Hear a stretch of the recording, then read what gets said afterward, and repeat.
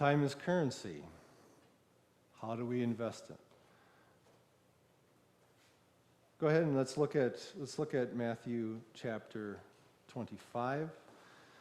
Matthew 25 is that chapter in the book of Matthew where toward the end of it, Jesus talks about when he comes back at the end of time.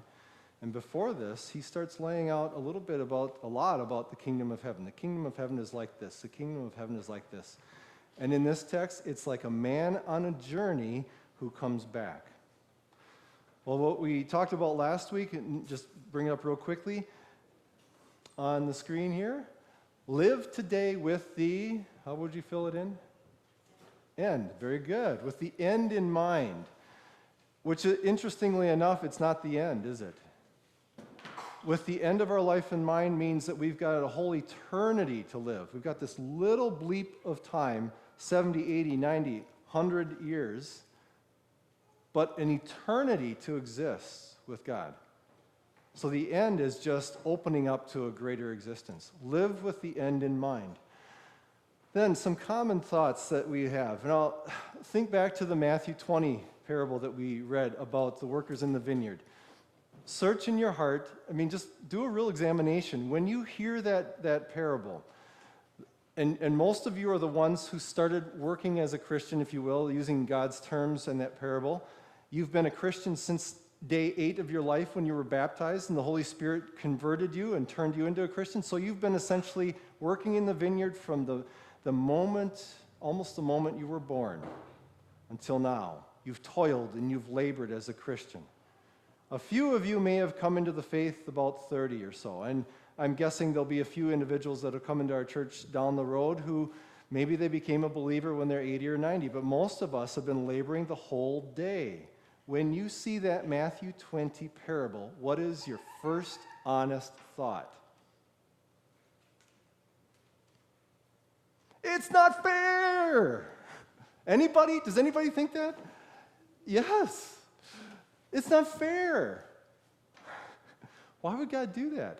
It's like when you have 2 pieces of pie you're giving to your kids, and one's obviously bigger, the one who gets the smaller piece. It's not fair. Or you give a brand new bike to one of your daughters for a birthday, and they're excited, but then 3 years later, the next daughter gets a brand new bike, and it's a hand-me-down. Do you know what she's saying? It's not fair. It's not fair. This parable talks about that idea. The common thoughts that we have when looking at our life compared to others, it's not fair. They've got more money than we have. They've got more time. They've got more abilities. They've got more pleasure, bigger cars. It's not fair. First lesson, you've got to walk away with it this morning. It's not fair. It's not meant to be fair. Imagine if it was fair. That every one of us looked exactly alike. Every one of us had the same amount of strength, talent, ability. Do you know how boring life would be? Go into a wrestling match and everyone has the exact same strength and intellect and insight. It'd be a stalemate every time. It's not fair for a reason. But the reason is because God's got specific plans for each individual. It's not fair. Well, we are truly concerned. We are only truly concerned when unfair is not in our favor. How many of us have been up for a promotion? The 4 individuals in the office and myself up for a promotion, and I got the job. And we come home going to our wife or our kids, it's not fair. They were so talented, and I got the job. It's not fair. No. Yeah, thank you, Jesus. When do we say it's not fair? We say it's not fair when it's not in our favor. When the piece of pie is smaller, when the bike is older, when the looks are not as beautiful as the other individual. That's when we say it's not fair. But if we're the one that's more blessed than somebody else, I'm comfortable with it. Maybe you are too. Life is not fair. Unfair is inevitable. That's what these passages tell us. Matthew 20 tells us Matthew 25, the one we're looking at today, says God hands out different amounts. And trust me, he knows what he's doing. He's got the wisdom. He's got the intellect. He's done this for 6,000 years already.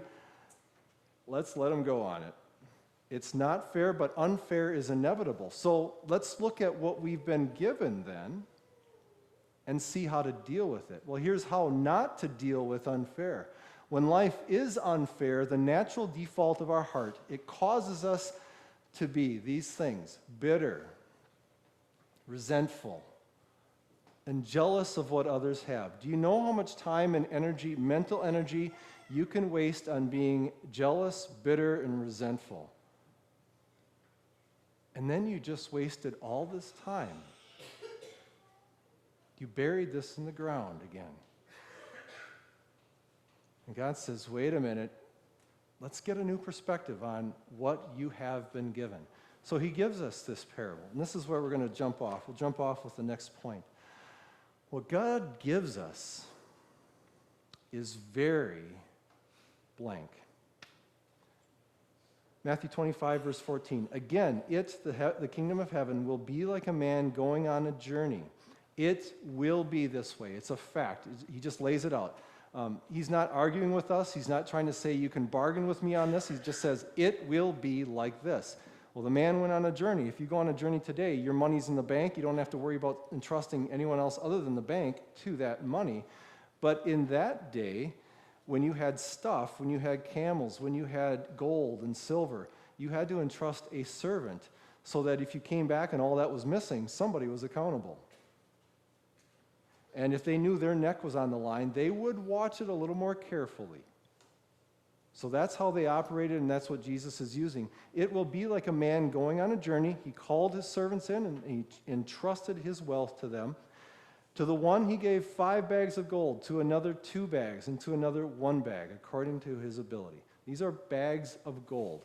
And maybe what we don't realize when we talk about what God gives us, and this is what this whole parable is trying to say. God gives us time, the big one we're talking about, but he also gives us finances, and he gives us what we call talents, our ability to do things and think things through, our gift set. Are we technical? Are we relational? Are we good with AV equipment? Are we good with music? What is the gift, the ability that God has handed to us? Are we good at manipulating colors and schemes, and we can put flowers together in a certain way, or we can handle children very well compared to others? We've been gifted with something. And today, when we look at it, let's think about it in terms of time. Well, what is it that God has given us? How valuable is it really? It might be interesting to note that a talent,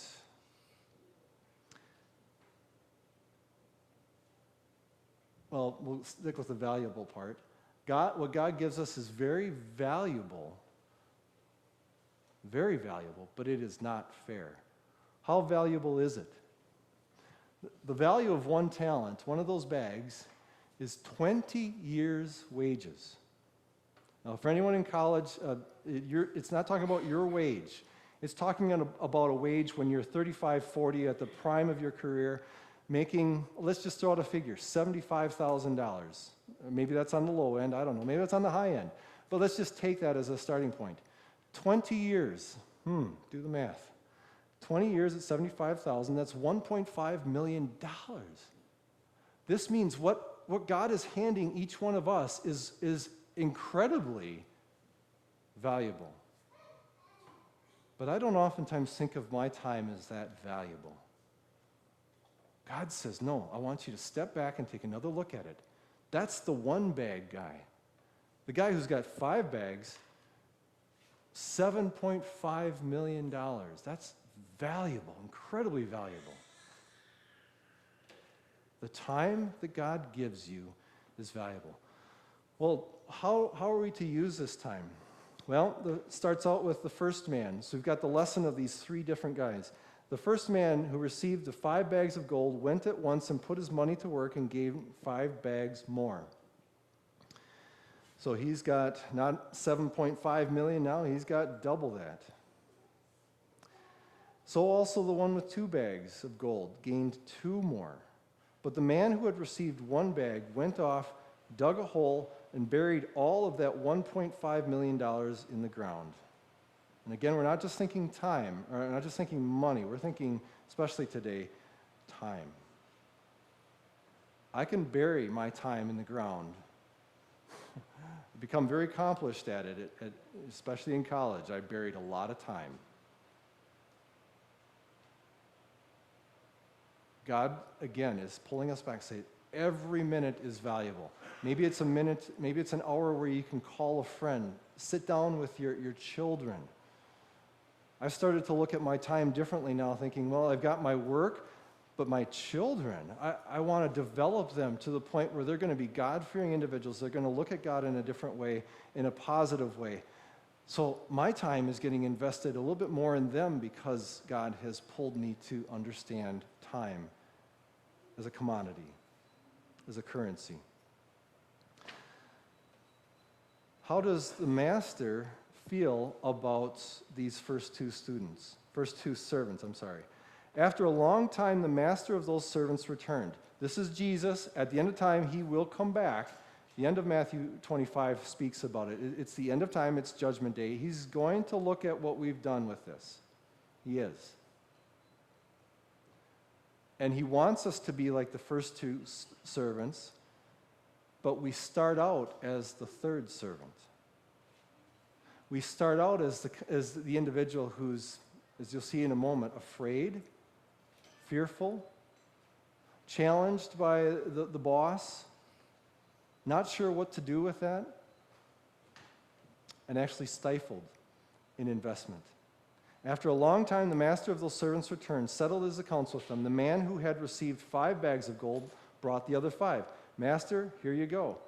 The master replied, well done, good and faithful servant. The other one, who had 2 bags, he brought 2 more. The master said the same thing. Well done, good and faithful servant. The master was happy with the faithfulness. He didn't look at this and say, oh my goodness, 5 more bags. He didn't care about the 5 bags. Do you know why he didn't care about the 5 bags? Because $7.5 million to God is like a few things. Look at his words. You've been faithful with a few things. What does that tell you about your Father in heaven? What does that tell you about your master? When he goes into a storehouse and sees all that he has at his disposal, there's this tiny little spot on the floor right over there that's $7.5 million. And we say, wow. And he goes, well, that's like dirt compared to everything I've got. He's given us a small amount of his wealth. It's almost inconsequential to him. And we think it's so big. But he says, no. Remember last week's lesson? Look ahead to eternity. I'm going to be spending the storehouse of wealth all throughout eternity. And 7.5 million, that's nothing.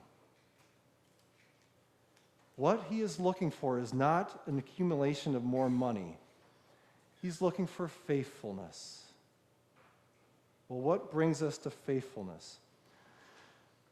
We have to go through not just the lesson of the first 2 servants, but the lesson of the second servant also. So this guy's got 2. He only brings back 2 bags. What's the real lesson? It's not about the amount. It's that lives matter. Our earthly lives matter to God. He's given us this valuable time. He wants us to invest it, but not because he needs it. He wants us to experience his joy and his excitement in giving things away, our time, our abilities, our talents.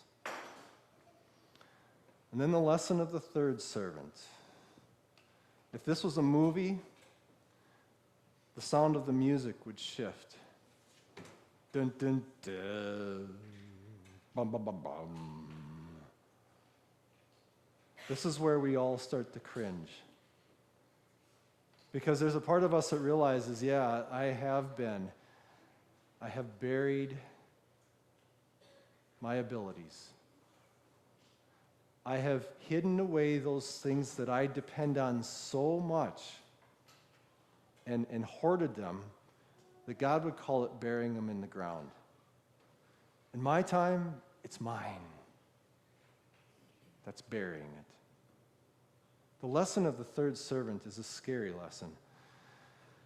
Here's what the third servant says. Listen very carefully to his words. The man who had received 1 bag of gold came. Master, I knew that you are a hard man.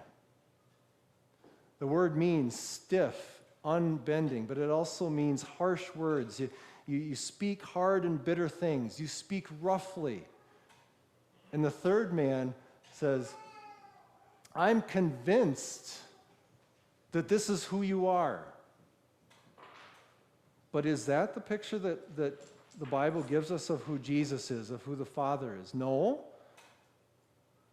But he's not listening to the truth of who God is. He's convinced that the thoughts stirring in his own mind are true. Oh, he's just such a bitter man. Oh, he's so hard. Oh, he's so uncomfortable.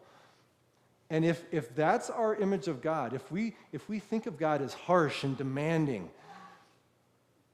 and it causes us to cringe, that's what turns us into the third servant. Because we get afraid. Look at his own words. I'm convinced you are a hard man, and I was afraid. Now, we had an interesting little debate in our Thursday morning class about how we should fear and love God. You learned that in catechism class, right? Fear and love God. Does that mean tremble? Does that mean quiver and be afraid? No. When we say fear and love God, I really wish we would strike it out of there because it doesn't convey what we're used to conveying with the word fear. Fear in this context means afraid, trembling, quivering. But fear, when we say fear and love, means look at God and be in awe and respect of him. But let's shift back to this one. Fear. This guy's afraid.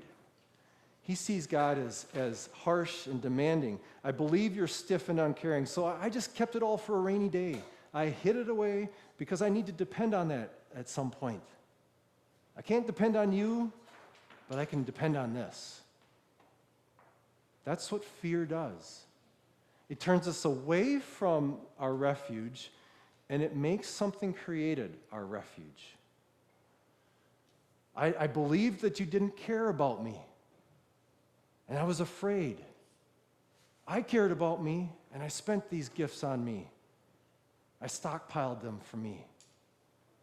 I believed that you're harsh and bitter, and your words for me are not kind. So I decided I was going to live my own way. I stockpiled it for myself. Until you know that you don't need to be afraid of God. Here's what fear will do to you. Fear is a powerful motivator, but it also paralyzes. I looked at an article this last week in Psychology Today, and it spoke about that. It said this, point blank, fear can be too powerful to use as a motivator because it can also paralyze.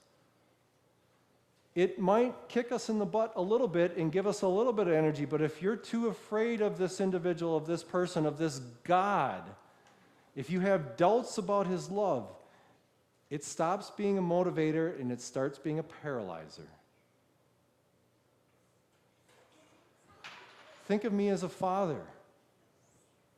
I'm bigger than every one of my kids so far. I could instill fear into them, and I could stand on the table and I could pound my fists and cause them to quiver in fear, and they would do the right things, but for the wrong reasons. But if I love them, if I hold them close, if I listen to Selah's concerns and her 20,000 words in 5 minutes, I gain her heart. And I don't have to instill fear. I've given her love. And that's what Jesus says in the book of 1 John 4. There is no fear and trembling and quivering in love.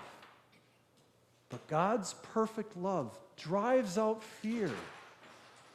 Some of you do the right thing because you're afraid God's going to strike you down on the day he comes back. You are, aren't you? Oh, I don't know what he's going to think of what I did. Oh, but I'm going to try and make it up now. Do you know what that is? That's fear.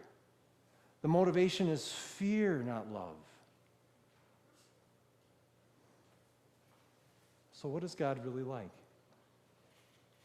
He's a father who took his son and nailed him to the cross to give you a picture, to give you a reality and say, that's what you deserve for wasting your time. And you can go to the cross. I dare you to go to the cross. I encourage you to go to the cross. Go to Mount Calvary and ask the questions. God, Jesus, why are you up there right now? Why are you on the cross? And you'll hear him say something like, when you were 16 and you spent all night playing Doom, I've got to take care of that up here. When you stockpiled all of your wealth, instead of being generous, I've got to pay for it on that cross.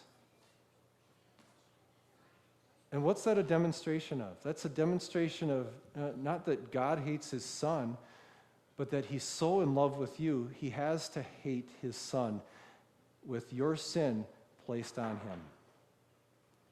So now, as you live your life, he doesn't want you to live in fear, although I know at times you will. He wants you to be confident of his love for you. There is no fear in love. God's perfect love drives out fear because fear has to do with punishment. But if all the punishment that I ever deserved is on the cross, then there's nothing left to be poured out on me. I don't need to be afraid. I don't need to be afraid.